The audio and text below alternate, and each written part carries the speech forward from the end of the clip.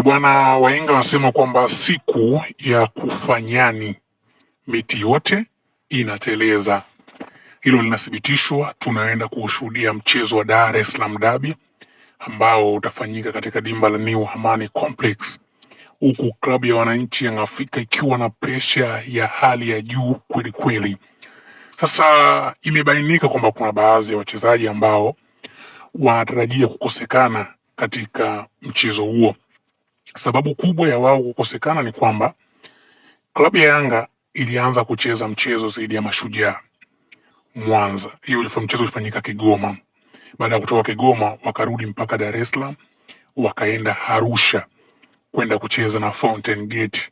Baada ya kutoka huko wakakosa ndege ama hakuna ndege ya kutoka moja kwa moja kutokea Arusha mpaka Mwanza, wakarudi Dar es Salaam.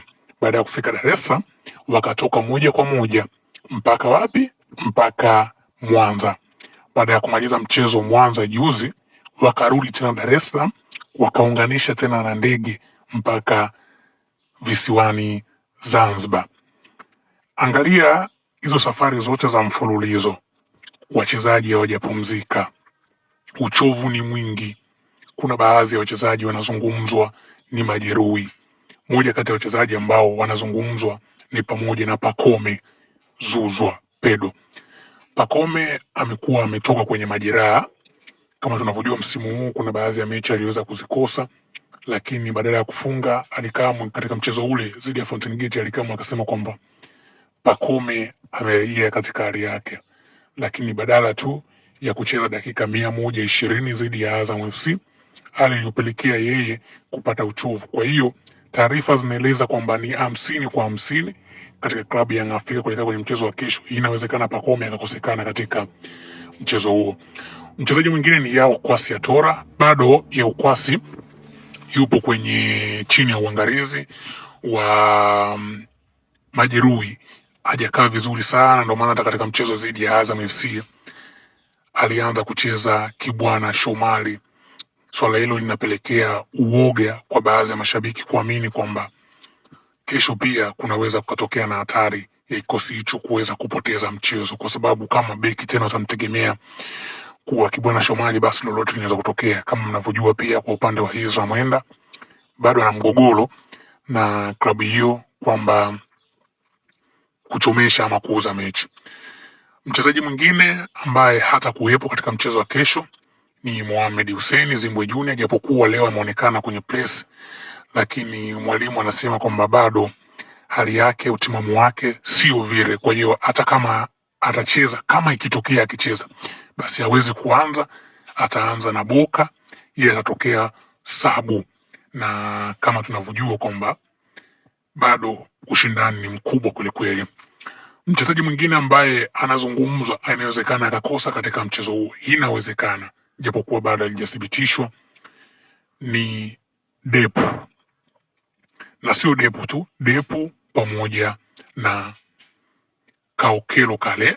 Okelo alichezewa rafu nyingi sana katika mchezo uliopita, lakini hapa haijathibitishwa zaidi. Inawezekana Yanga wanatengeneza mindset za kuwabush Azam FC kwamba wachezaji hawatakuwepo, ili hali wapo. Wachezaji wengine ni wa kawaida.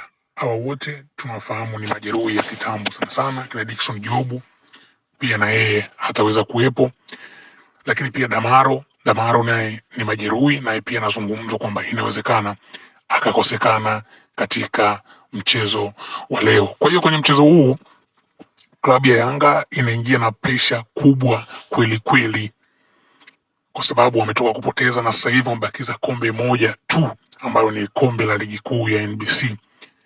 Kwa hiyo wakicheza vibaya, wakitoa sare, wakitoa sare alafu michezo miwili wakishinda, basi Yanga ataenda kuwa bingwa. Lakini wakipoteza ama wakitoa sare mbili, direct klabu ya wananchi Young Afrika inaenda kwenda kupoteza kwa mara nyingine tena kombe la ligi kuu ya NBC Tanzania bara katika msimu wa mwaka 2025 2026, na hii haitakuwa taa njema ama habari njema kwa upande wao, lakini haitawauma sana kwa sababu wametamba ndani ya misimu minne.